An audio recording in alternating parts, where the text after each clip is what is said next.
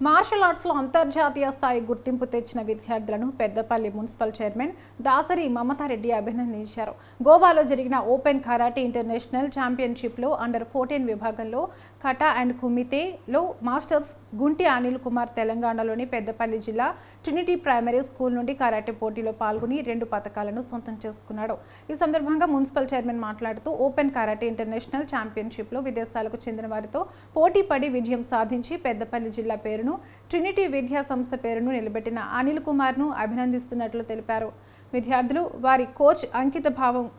కృషి ఫలించాయని భవిష్యత్తులో మరిన్ని పథకాలు సాధించి అందరికీ ఆదర్శంగా నిలవాలని మున్సిపల్ చైర్మన్ దాసరి మమతారెడ్డి అన్నారు. గోవన్ మార్షల్ ఆర్ట్స్ 2024 గోవాలో జరిగిన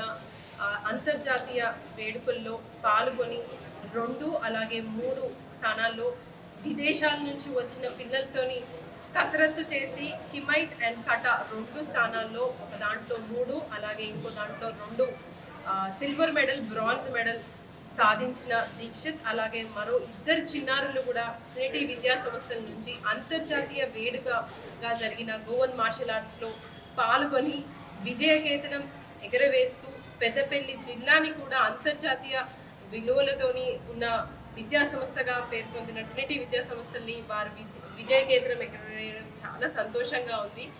దీంతో పాటు మా కోచ్ వసంత్ గారి దగ్గర కోచింగ్ తీసుకొని విద్యా సంస్థల్లో చదువు ఒకటే కాకుండా అన్ని రకాలుగా వారందరికీ కూడా మంచి ఆరోగ్యం ఉండాలన్న ఆలోచనతోని మార్షల్ ఆర్ట్స్, కుంగ్ ఫు,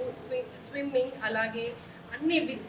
వివిధ రకాలమైన ఎక్స్ట్రా కరిక్యులర్ యాక్టివిటీస్లో కూడా ట్రినిటీ దాదాపు 42 సంవత్సరాల నుంచి అన్ని రకాల వసతులతోని అందరికీ తెలిసిన విద్యా సంస్థ ట్రినిటీ విద్యా సంస్థ.